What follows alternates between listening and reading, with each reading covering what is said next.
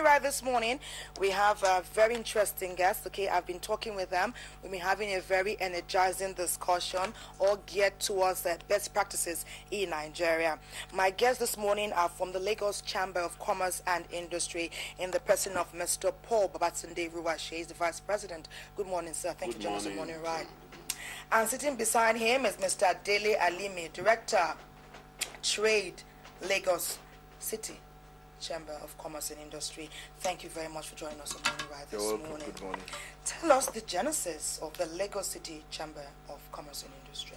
The Lagos Chamber of Commerce and Industry was formed almost 125 years ago, precisely 1888, to promote trade and also act as the meeting point for business people in Lagos City then, which was like Nigeria in those days. It even predated the formation of Nigeria, the Independence Day. So it was formed to promote the interest of brought in business people where they can meet and further their businesses and also promote the economy at that time. Would you say the Chamber of Commerce has succeeded in that, Mr. Dele Alimi? Yeah, I think to a large extent, if you look at the membership, starting from membership about 15 to the thousands we have now, and to the various, look at the various ways the Lagos Chamber has intervened in ensuring that the business environment in Lagos is conducive for business. I think you should give kudos to the LCCI. Okay, we say well done. That's over 100 years. Yes. That's going to 200 years. Well done, well done, well done. What would you say has been the motivating force? What has kept you going forward, and gaining more strength as the association has lasted to this point? Or the industry, sorry. Yeah. What has been the motivating force? Well, the business people who are members can measure the effect of the impact being a member of that association is in their organizations and their bottom line. The economy too, the government too can see us partnering with them and having a voice that they could reach out to businesses. Lagos is like somewhere between 70 and 75% of economy of Nigeria. And a Chamber of Commerce that is sitting in Lagos, which is the premier Chamber of Commerce, is also as a way of impacting, making contribution to government policies, also advocating on behalf of its members. If you want to get the feel of the economy of Nigeria, is the place to go is the Lagos Chamber of Commerce. So we are talking with the very right people. How would you assess the current state of the Nigerian economy, Mr. Alimi? Well, I would say there's been a lot of pessimism expressed by people. Are they wrong? Yeah, I think they are. Are they wrong? I think they are wrong. I think they are wrong. Tell us why and how. It is not all a story of worst. I think to a large extent the resilience of the Nigerian economy should be commended. And it's unfortunate that Nigerians believe less in the economy than foreigners. I have noticed in the last 4 or 5 years. Perhaps it's because they live here. But and they have the thing is, you find out that foreigners are coming here. They are coming here to make money. Coming here more and more every day. And they are making more money from the same economy. Are you saying that Nigerians who are pessimistic are blind, deaf, and dumb? Well, I will not say they are blind, deaf, and dumb, but then I think maybe we are not looking hard enough. Or thinking outside the box. Something like that. Because, you find out that foreigners are coming here, they are making good money, and they are doing very fine. They are looking at they are taking advantage of the potentials, and we are complaining to associate with them when they come. Exactly. They bring ingenuity, we go work for them. They come and use our labor, that is the unfortunate thing. Force. Meanwhile, we can think outside the box and be ingenious. Exactly. What about capital? Can that be a problem? Well, capital to start businesses, sir. No, I think what is actually keeping our economy down are two things. So the economy is down.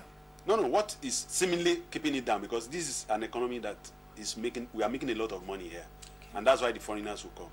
We have infrastructural decay, but then the biggest problem that we have is corruption. Okay.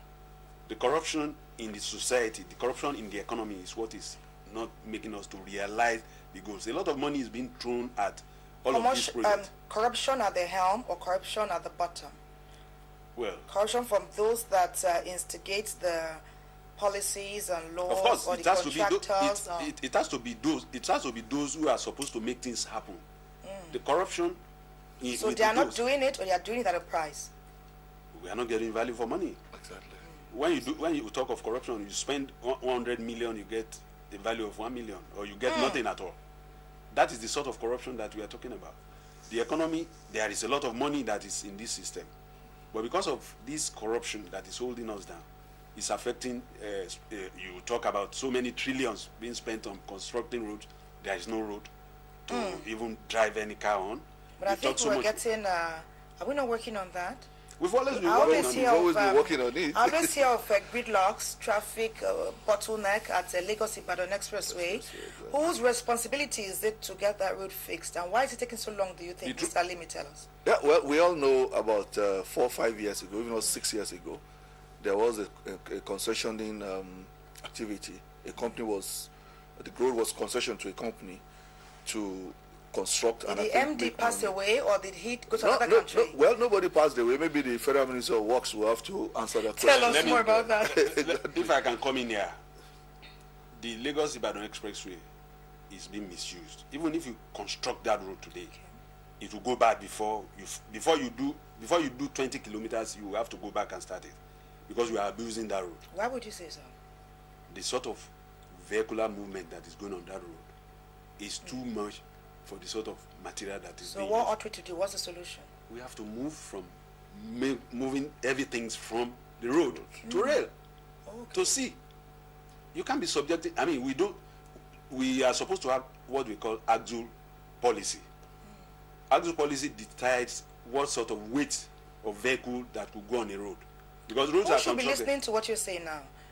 What ministry should take cognizance of what you're saying? This is something that has been said and said and said over again. I remember when Ojoma Dueke was there, he did something they call Amfield. And I had the privilege of being part of those people who are there in Abuja to sit and do a policy for road transportation generally. Development of road, development of rail. Can you imagine if you have a rail line on Lagos-Ibadan Expressway in between, just like what Lagos State is doing, that runs to Ibadan? And within Lagos and Ibadan, a lot of vehicular movement will save a lot of hardship. Yes, people can live in Chagamu and work. People can live in Ibadan. They already are doing it. They already are doing it. No, but they will do it at good time because you have fast train that can get you to Lagos from Ibadan in less than 30 minutes, 45 minutes. Fantastic. And then if you are a Jebu person, you can come to join the train in the Chagamu interchange, and in 15, 20 minutes you are there. Fantastic. So even doing this Lagos-Ibadan Expressway. But in the meantime, it's mostly the common man and woman like us who are suffering. While people take their comfortable, elegant time, taking notes of the policies that you and your friends have proffered, the common man is suffering. But perhaps we'll leave that on hold for now. Let's continue with state of businesses in Nigeria. How would you say LCCI has impacted businesses and the people? Because it's almost as though those at the helm are having a good time. I know from real life experience that the common man is suffering. We are facing very, very tough times. Everybody's suffering. Yeah, everybody's experiencing difficulty. Everybody is being made uncomfortable. But 95% of Nigerians are poor, and those are the ones that are really suffering. If you've experienced some inconvenience, it's not the same at the level of the common man. People are living below $2 a day. I'm sure that's not your experience. I'm sure that's not. But then how can the LCCI help? What is going to change? We are all in it together. Why are we even facing this at this time? What is happening? Yeah, because we are not getting our priorities right. We are not doing the right thing. I mean, it's not unusual for you to go to VI today and see a street that you would ordinarily see in Mushi. You are driving out of your compound, you are getting into a pool of water. The house is maybe several hundred millions worth of a house. You go to Lekki, you are driving out of your house, you are entering into a pool of water, you are into a ditch. So we are all suffering. We need to sit back and look at how to improve the life of everybody. I mean, if you are, like they will say my people will say that one rich man amongst 10 people, poor people. They are poor. He has become very poor because those 10, one rich man, 1 million, and they are all going to be leeching and latching onto him, sucking him almost dry. So we as Chamber of Commerce, what we do is we do this advocacy. We call government attention to things that we think should be done right. Are they listening? Would you say? If we are listening, maybe we would they are hearing. Changes to be made. Yeah, we are hearing, but I don't know if we should have seen things happen. But we will keep on talking. You keep on talking. You can't stop talking. Okay. That's my belief. You can't. Okay. What is the role of the LCCI in promoting trade in Nigeria? Do we say trade and investment? Yeah, trade and investment, commerce and industry, we're talking about the same thing. I think that is what I'll call the basic role of a chamber of commerce, whether the LCCI or any other chamber of commerce in Nigeria. And in many ways, just like the Vice President mentioned, we go into advocacy program. The major thrust of the advocacy program is to let government know what the business environment is like, what the business people are going through, and to prefer solutions. And of course, advocacy comes from the word advocate. So we are advocating a better business environment for Nigeria. And it's not even just for our members, it's for both members, because if the environment is better, I mean, even non-members will enjoy from it. So we are preferring solutions to what we see as a problem of infrastructures, what we see as problems of even fiscal policies, and how we think government should do it from the angle of the private sector. Are you working hand in hand with the Lagos State government? Have you impacted have any of your ideas come to fruition? To be candid, the Lagos State government has listened very well to the LCCI. In fact, today, if there are laws that the Lagos State government is trying to promulgate and everything, the Lagos Chamber of Commerce is also invited to be part of the process. We attend sessions with the lawmakers and everything. And even when these laws are in place, we invite government to come and explain it further to the business people. And business people are able to ask questions. So we provide a platform. And properly understand. Exactly. So if there's a need to review some aspect of the law, I mean, the governor is there listening first hand to the business people. So that's part of the platform we provide as the LCCI. So we expect that, the LCCI, you said there's a chamber of commerce and industry in every state, or in every city. Chambers. Are you liaising with your members in other states? Some states are not faring as well. I mean, without naming names and naming states, it is very obvious that some chambers of commerce and industry are not liaising. There's no synergy between them and the government. No, From the things we have gone and we have seen. We have the big body that we call NASIMA. Okay. And the Nigerian Association of Chamber of At what point do they come in? Oh, they are the one that coordinate all the activities of the various city chambers. They also interface with the federal government. But then, Would you say they are interfacing successfully? I think they are trying it. It's just that, government need to listen. They need to realize. Unfortunately, what you find is people in government don't know about business until when they are out of... Have you ever been in government?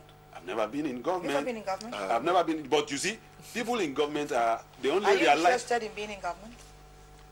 I'm not sure. If you look at you know how much it costs to be in government in Nigeria.